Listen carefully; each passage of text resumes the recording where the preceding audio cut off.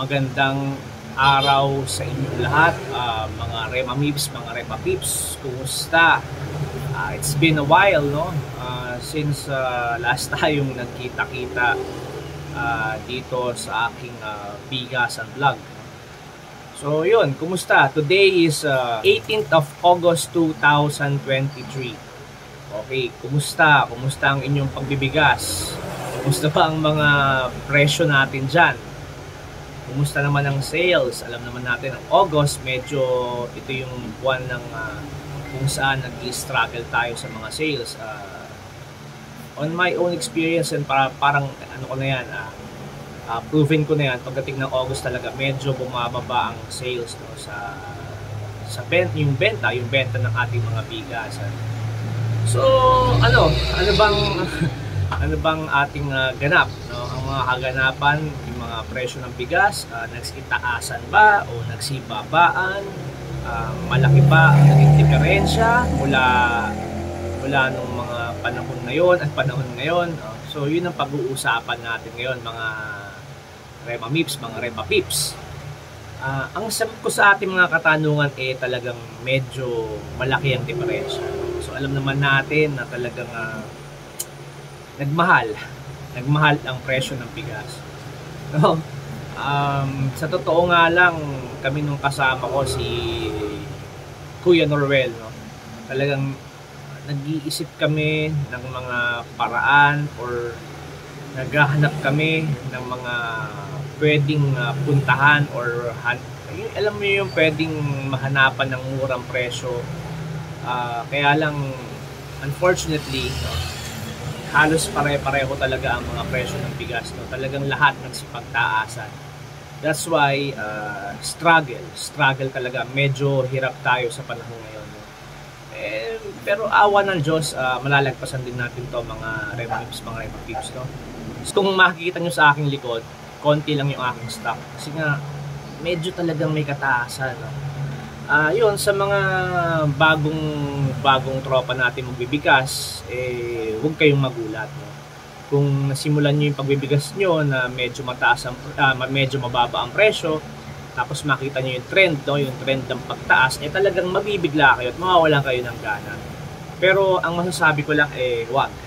Sabi nga nila, laban lang, no? Yun, kasi malalagpasan din natin to. Actually, itong pagbibigas na binegosyo, hindi natin dapat ito isuko kasi alam naman natin lahat na kahit anong mangyari, ang mga Pinoy talagang kakain ng kanin. So, kahit anong pang mangyari, talagang meron pa rin talagang kanin sa ating hapagkainan. Ang medyo nakakalungkot nga lang, yung mga hindi masyadong maka-afford ng pagbili ng bigas, no, yung ating mga kapatid na mga medyo nasa laylayan, medyo mahihirapan talaga sila kasi nga biruin nyo, dati-rati ang mga presyo nasa 40s, 38 maganda na, 36 okay na rin lang, no? So makaka-afford pa sila during that time, pero ngayon mahirap, no? Kasi actually ako sa ngayon, ang pinakamababang presyo ko is 50 pesos per kilo, no? So ito, nakuha ko siya yung puhunan niya, medyo malapit-lapit na sa 50. Talagang talagang ang liit talaga ng tubo. Kaya lang hindi mo siya pwedeng itaas agad kasi magugulat yung mga customers natin, no? Especially yung mga suki natin kasi nga yung pagtaas niya talagang bulusok pataas siguro sa isang linggo, kung di ako nagkakamali, parang 2 beses nagtataas ang presyo.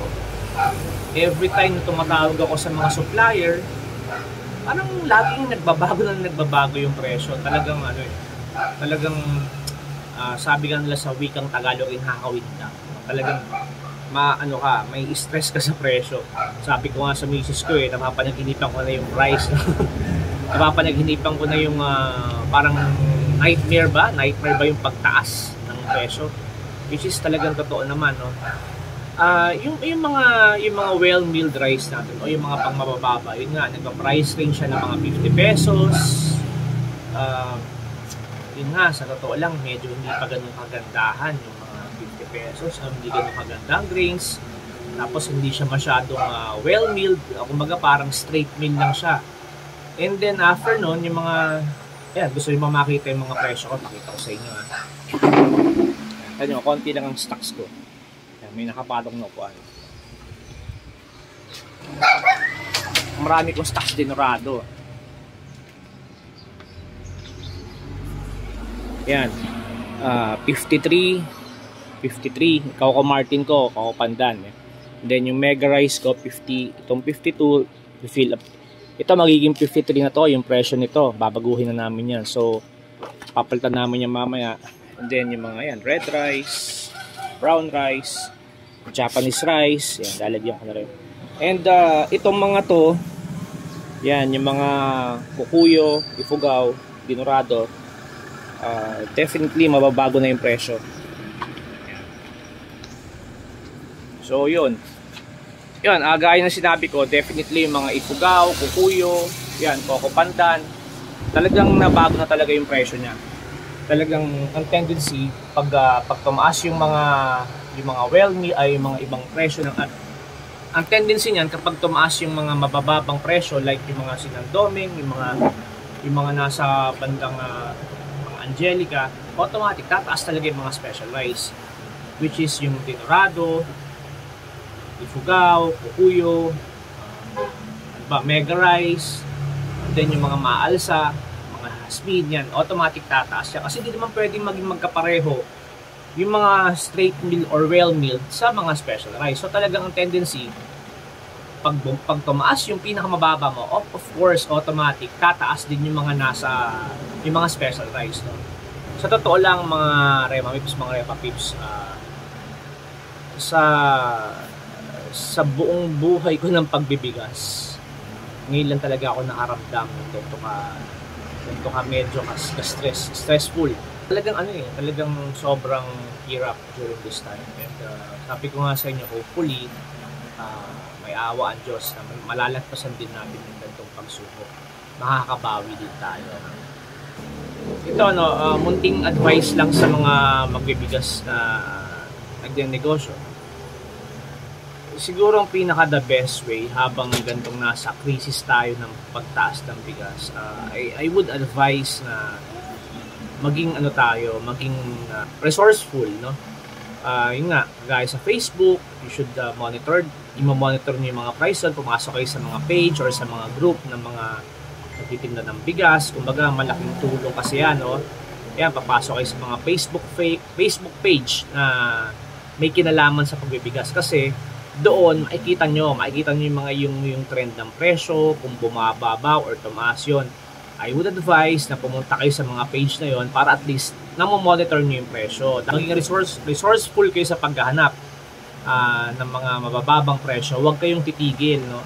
And one way nga, gaya ng sinabi ko ulit, sa mga Facebook page, pumunta kayo dyan. Malaking maitutulong sa inyo. Kumbaga, makikita nyo yung trend ng kung mabababa siya or tataas siya. Makikita nyo doon, no? Marami tayong mga Rema Pips at sa mga Repa Pips na magbibigas doon na maaaring makatulong sa inyo. Yan ang isa sa mga unang tip.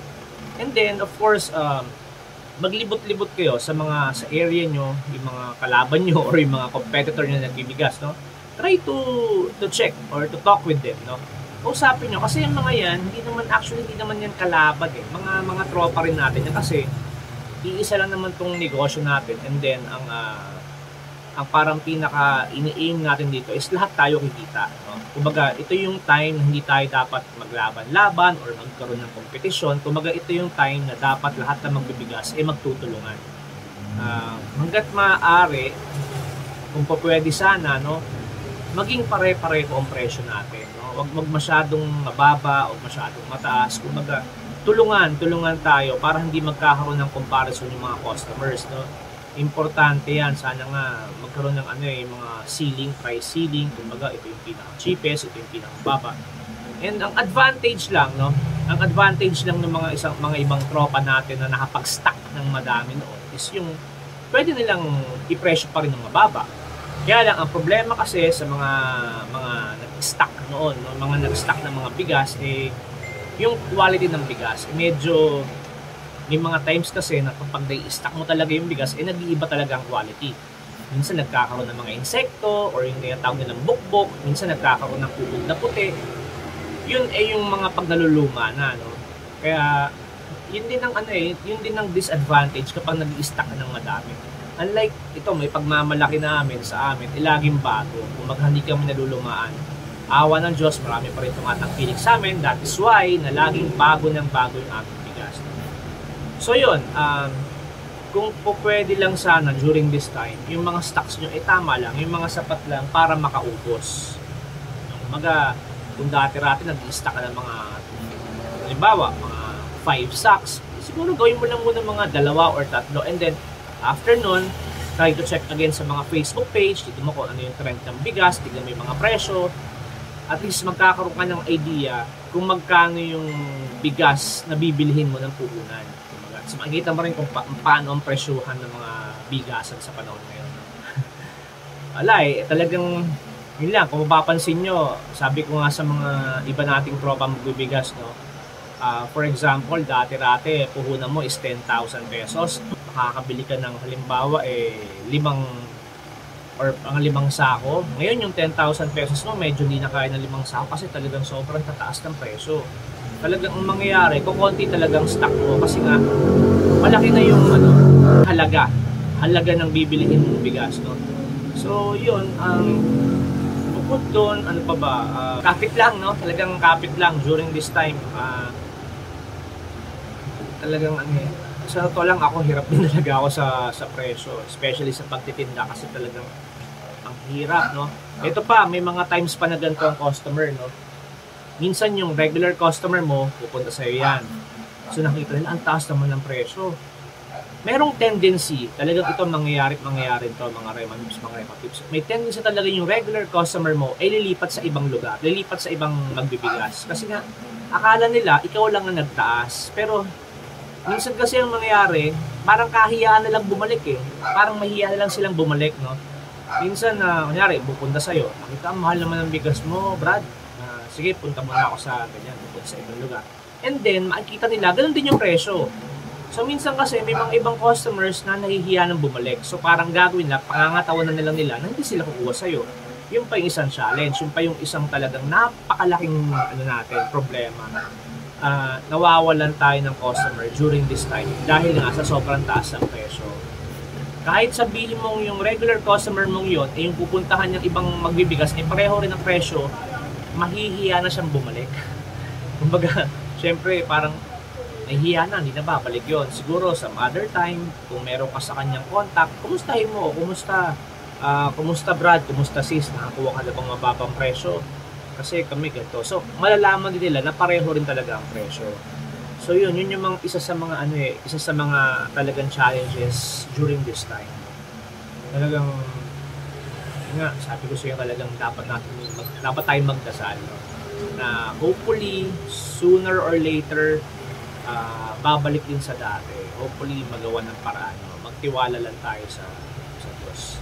Yun ang pinaka-importante sila. Basta as long na tumubo tayo ng konti, na enough lang para mabayaran yung mga ating mga OPEX or yung mga operation expenses would be enough, no? Basta importante mabayaran natin lahat. Importante healthy tayo, mga Rema-Mips, mga Repa-Pips, na walang magkakasakit, na ang pamilya mo ay nasa maayos na kalagayan. Kumbaga, okay na yon.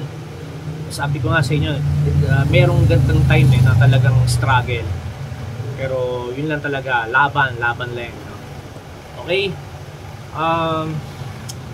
Wala na akong masabi. Siguro sa mga supplier, yun, try to explore, maging resourceful kayo, maglibot-libot kayo, kung mausap kayo ng mga kaibigan nating mga nagtitinda rin ng bigas, kumbaga try to exchange ideas, kumbaga usap-usap lang, and hopefully yung mga kalaban natin magbibigas, sana nga magkaroon tayo ng price ceiling na para at least hindi tayo naghihilahang pababa, bagkus hilahan tayo pataas. Kasi ito yung time na dapat lahat na magbibigas, lahat ng mga nagtitinda ng bigas ay magtulong-tulong para hindi bumagsak ang ating pangkabuhayan.